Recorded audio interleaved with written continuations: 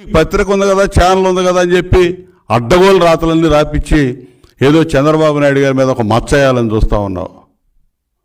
నీకులాగా లక్షల కోట్లు ఆయన దగ్గర నల్లధనం లేదు. ₹1 నువ్వు పెట్టిన పనికిమాలిన కేసులు ఎక్కడ కూడా ₹1 కూడా నువ్వు నిరూపణ చేయలేవు, జరగవు.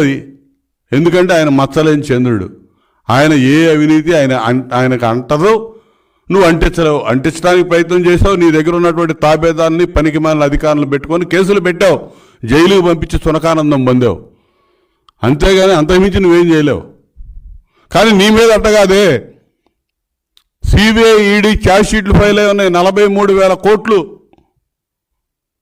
మీ నాన్న అధికారంలో ఉన్నప్పుడు అధికారాన్ని అడ్డం పెట్టుకొని అడ్డగోలుగా దోచేసావని చెప్పి సిబిఐ ఛార్జ్ షీట్లు ఎదుర్కొంటున్నావు. అసలు నువ్వు చెబుతున్నావు సూట్ కేసు కంపెనీలు